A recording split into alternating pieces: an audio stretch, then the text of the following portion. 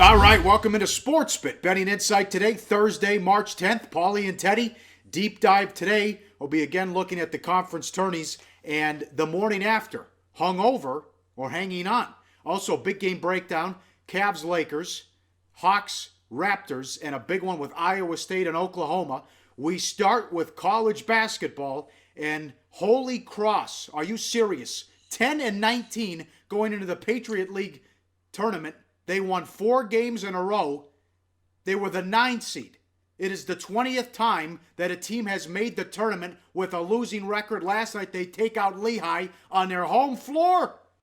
Yeah, they won all the games in this tournament on their home floor. And you're going to whine and complain because, they went 10-19 in the regular season. Who cares? It's exciting. And look what they've done. On the road at Loyola, they win by 5. At Bucknell, they hit the shot to force overtime, then win in double OT by 5. They blow out an Army team. Remember, you're in love with Monmouth. Army just beat Monmouth earlier in the season.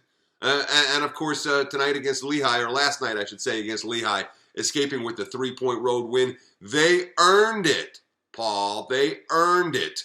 And you look at the photo, leading scorer, the guy's named Robert Champion. The whole team has earned that name right now. I love teams like Holy Cross. They're fun. They're exciting to talk about. And I don't care if they went 10-19 in the regular season. They're 4-0 here in the postseason. Remember, this is a team that only played 1 home game since February 10th in a bus conference. You understand? They're not flying around. They're on buses. They earned it, Paul. No bitching about Holy Cross. Oh, there's bitching. They earned it. But I don't want teams under 500 in the tournament. And again, this is my beef. It's the only sport where you say, throw out what happened the first 3 months. It comes down to 3 days. And what they're doing to poor Stephen F. Austin is a joke, who went 18-0 in conference. Sorry, guys, win 3 more games. Again, throw out November through February. It's what happens over a 3-game span. Absurd and asinine. Now stop, because you and I both know that if college football had a 128-team playoff, you'd be into it from day one. Instead they have a 4-team playoff.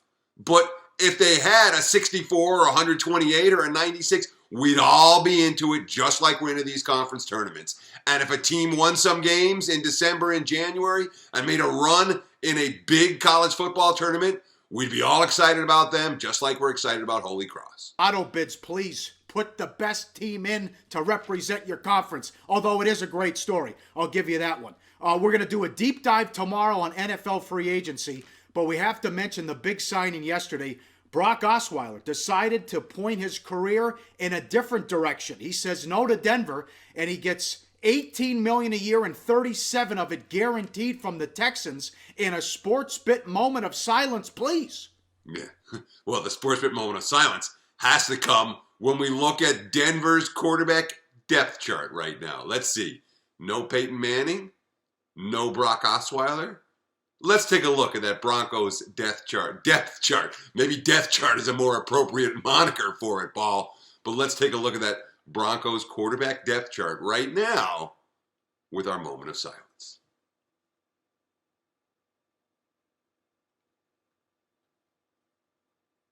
That's too long for a moment of silence, Paul. You got to come back with the bad beats and bad bets. Trevor Siemian, you got to be kidding me. I didn't even remember the guy at Northwestern. That's him. The defending champs. Yeah, the defending champs are stuck with this guy. Now what do they do? Fitzpatrick, Kaepernick, RG3, Brian Hoyer? Elway, what's your next move here? Because you lose Manning, you lose Osweiler, they're in trouble. Certainly when you talk about guys that can competently quarterback your team, Ryan Fitzpatrick comes to mind. And the fact that the Jets couldn't get a deal done with Fitzpatrick, it means that I would think the Broncos are going to make a run at him. It makes sense. RG3, you've been reading, did you hear what Chris Cooley was talking about on his radio show? About how none of the offensive linemen liked RG3. And he pissed off all the wide receivers early. And that locker room stunk. I mean, the stuff that's coming out on RG3, you wonder about him. And of course, Kaepernick is a guy who at times has been rumored to have difficulty with his teammates in San Francisco. So to me, Fitz is the clear choice for Denver. He's a competent veteran, even though he's not a stud. But for the long term, Broncos going to have to go somewhere. More on this tomorrow in the deep dive because plenty of moves happened yesterday. Time for bad beats and wrong sides. Oh my God, there's some three vicious beats that happened yesterday. Let's start with Pitt and Syracuse. Pitt, Teddy, up 12 with 4 minutes left. Then all hell Yeah, well, loose. I mean, you got to hang on. You got to play for 40 minutes. Last 20 seconds of the game, you got Pitt up by 4. And this is a line that got bet up from 1.5, Pitt minus 1.5, to as high as Pitt minus 4.5. So last 20 seconds, Pitt's down, Syracuse is down 4. If you miss the shot, you foul. Who knows how high the line goes, and the differential between the two teams goes. The final margin, that's the word I'm looking for, goes.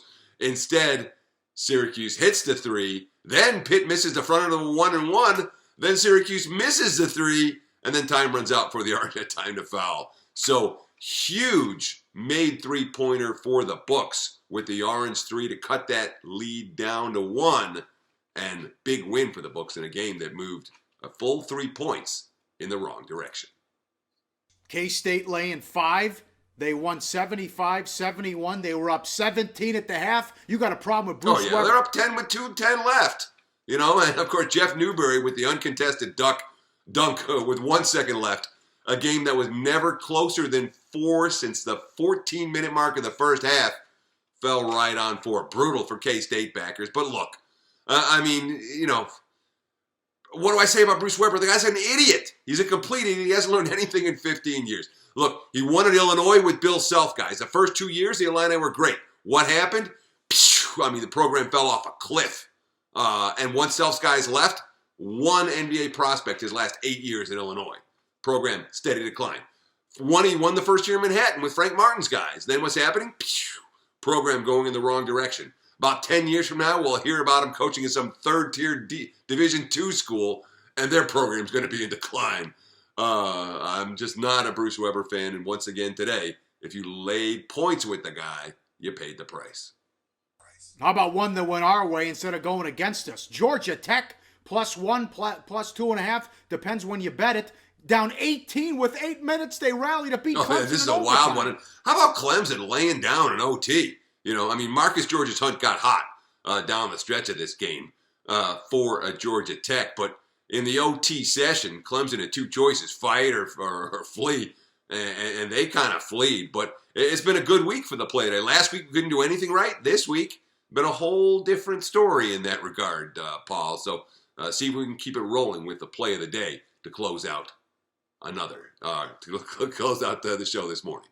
How about how some of these NBA games wound up with the lines? Charlotte laying 8.5, fell 9. The total in the Houston game was 221.5, closed 222. Boston total that landed 212. So you also have the Cavs game as well, where some of these games just came right down to the very end on the number, right around the number. Crazy. Oh yeah, I mean the dice were really rolling across the NBA finishes. You know, with Charlotte, again, you know, a half-point difference for the Bobcats. They get the money. Half-point difference for the Rockets over. The over cashes. The Warriors total bounces around 209 all day, falls 209. Cavs laying 7.5. They end up winning by 9. Boston over, you know, falls 212 within a bucket of the closing total. When you're on the right side of these dice rolls, you're in a very good mood. If you're on the wrong side of some of them, it can be a rough evening. But NBA, a lot of games last night falling right near the number. Rapid fire. How about some bad bets? Oh my God, the market's betting the crap out of Phoenix last night. The Suns bet from +1 to -2, and they were blown out by halftime, lost at home by 29. Yeah, then you had UCLA taking money. Oh God. You know, I mean the Bruins bet from +2.5 to +1.5. USC just wiped that team out. Another game that was completely over by halftime. Auburn, they were betting Auburn yesterday. Bet from +3.5 to +2.5 versus Tennessee. They lost that game by 38 or so. You know, so many blowouts. The first day of conference tournament action. This is something we talked about in Conference Tourney Betting 101 from Monday's Sports Bet Show. The real bottom feeders, the teams that aren't going to the NIT and they're not going to the CBI, and they have nothing left in the tank and nothing left to play for when they take a punch from a superior foe. they really don't have a whole lot left to fight back with. That, at least a part of all the real whippings yesterday in some of the opening rounds of the conference tournaments, namely the Pac-12, where the favorites dominated. You got that right. Big game breakdown coming up next on SportsBit. Betting Insight today with Paulie and Teddy. All right, time for big game breakdown. We start in the association. The Hawks in Toronto take on the Raptors. Raptors 4-199. The Hawks, number one defense since the All-Star break. Number two on defense for the full season. The Hawks playing D, winning games, and loving it when you look at this picture. But Teddy, who set up this schedule? Yeah, it is a really brutal scheduling stretch for Atlanta right here. And this graph shows it real clear. So far, here in the month of March, and of course we're talking about March 10th today, the Raptors have played at one venue in Toronto. Very comfortable in their home beds every night. 7 straight home games with a day off to prepare. That's a friendly schedule. The Hawks, on the other hand, let's see. They started in Atlanta, and they flew out to Oakland to play the Warriors. They got to play 2 games in LA, then crossing another time zone to go to Salt Lake City, then crossing 2 more time zones to go to Toronto. From a scheduling standpoint, for as good as the Hawks are playing defense, this may not be the best spot to be on Atlanta. Toronto won the first meeting between these two teams pretty easily. And, of course, it is worth noting the Raptors on this homestand, 0-3 against the spread their last 3 tries. They're just not putting teams away when they have the chance. But in this point spread range, Paulie, it's not about putting a team away. It's about winning the game and then maybe hitting a free throw at the end to extend that margin. And Toronto certainly priced in the range to be able to do that here. And they had the rally to come back and beat the Nets at home as well. Cavs and the Lakers. Projected line, Cavs laying 9, the monster game on TNT. It's not just about D'Angelo Russell for the Lakers. Clarkson is elevating his game as well. If you look at this graph, in his last 10 games, points per game, 19, 4.5 rebounds, and 3.5 assists as the Lakers on a nice run here. But for the Cavs, it's their 5th game in 7 nights, Teddy. Yeah, and that's why that pure powering number, where we're saying the projected line, Cleveland in the -9 range, I think that might be a little bit high. There's still questions about whether Kobe's going to play. Let's not forget what we talked about on yesterday's SportsBit show with the Lakers going 10-0 to the under the last 10 times Kobe has sat. So that's something to pay some attention to today, perhaps, when we find if Kobe is going to be in the lineup or not. But it is that 5 games in 7 nights for Cleveland. The markets tend to react to that.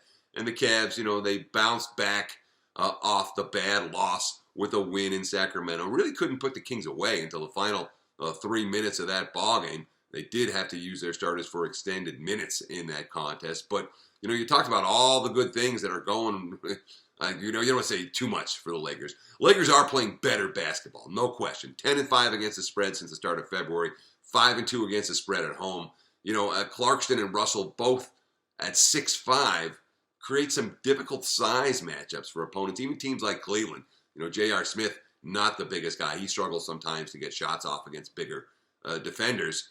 Cavs were -16 at home against the Lakers just before the All-Star break. They won that game 120-111, unable to put their foot down and, dominate L.A. They just, workmanlike victory. A workmanlike victory in this point spread range may not, however, provide a point spread cover for Cleveland backers.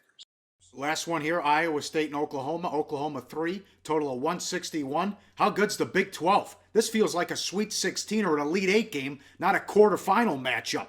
The home team won both in the regular season. Iowa State laying 2.5, 182-77. Oklahoma laying 7.5, 187-83. These teams really get after each other for the full 40 minutes each game. But now, we've discussed this ad nauseum.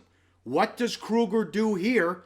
Does he want to take the reward, if you will, and probably face West Virginia with a win? Yeah, and a West Virginia matchup is a bad matchup for Oklahoma right now.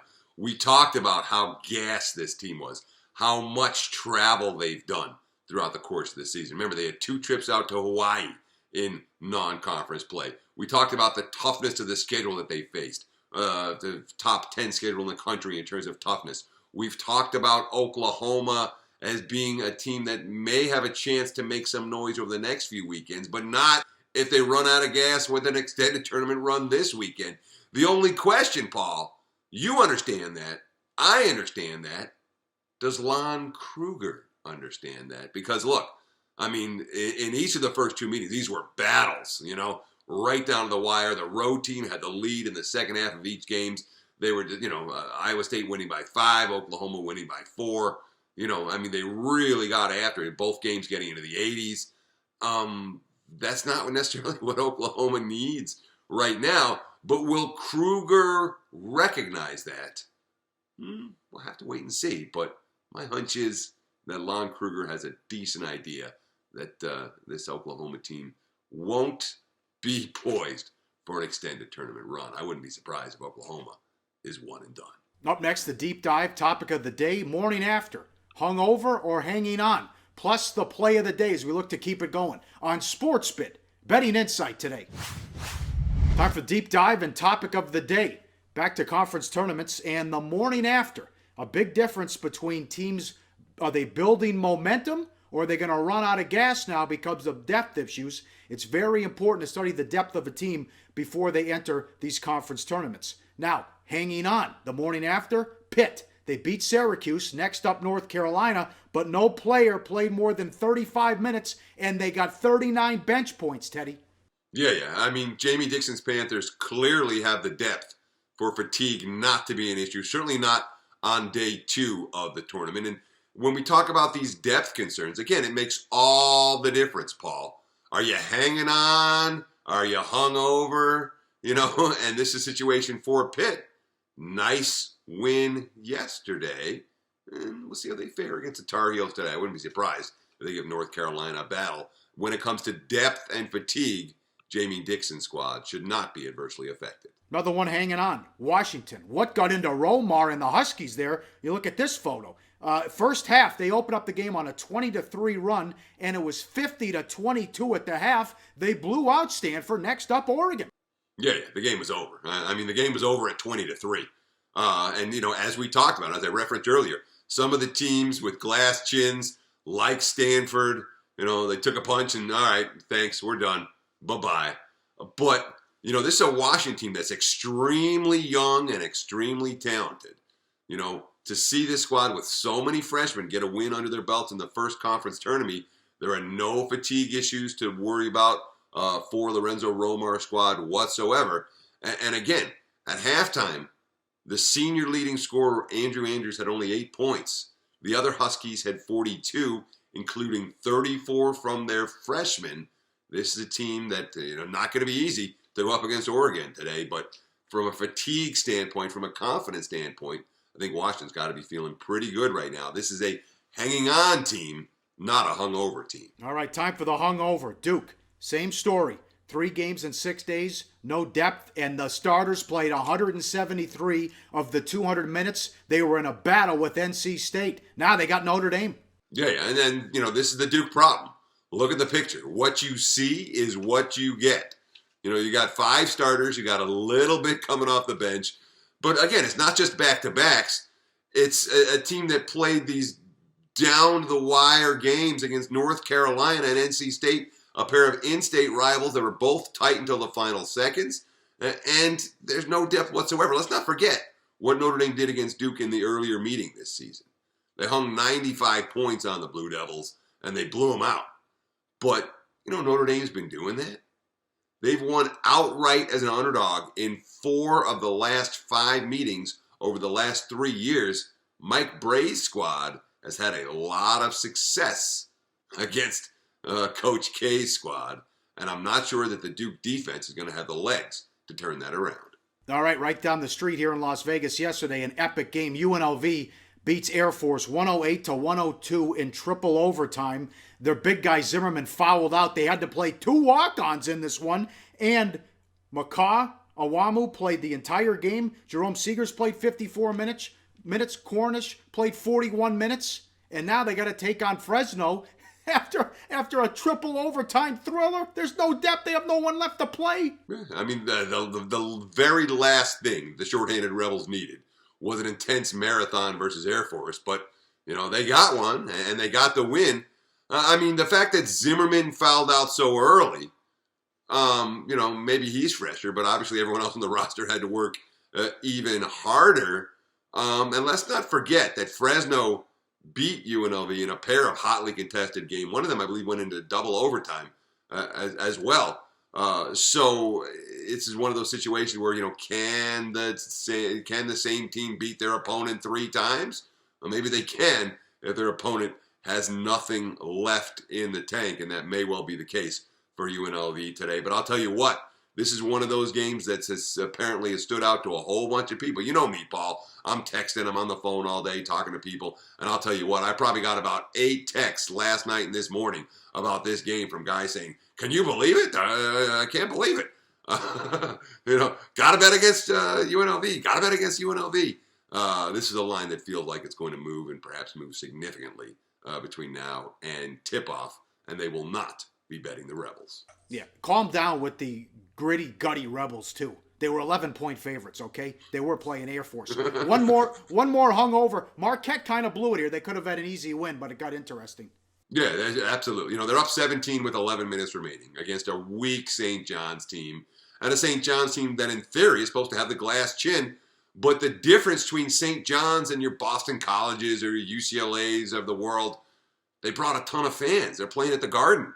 So St. John's was able to rally back. They actually took the lead with just over 3 minutes to play. So it set up a huge late scramble. Not only did it tax Marquette's energy, but they walked off the court at midnight local time. That's a tough turnaround for the Golden Eagles to play today. It never should have gotten close enough for Wojo and his team to do this type of celebrating. They're supposed to walk off the court with an easy win. Didn't happen that way, and Marquette definitely looks to me to be a squad that's in the hungover category for Thursday. Tomorrow, NFL free agency, and now let's keep it going. Money time with the play of the day. We're going early. Top of the morning to you. Luck of the Irish. Absolutely. And again, this is an early start. It's the 2:30 Eastern time, 11:30 here on the left coast. We're going to take Notre Dame plus the 2. Obviously, we talked about Duke being a hungover team, not a hanging-on team. We talked about the success that the Fighting Irish have had against the Blue Devils in recent meetings, and I don't think Coach K wants to be here, to be perfectly honest. Brey has beaten Coach K 4 of the last 5 head-to-head meetings since joining the ACC. I say Notre Dame makes it 5 out of 6. Let's take the Fighting Irish plus the 2 as our play of the day.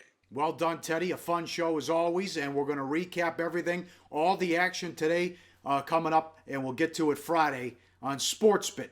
Betting Insight today.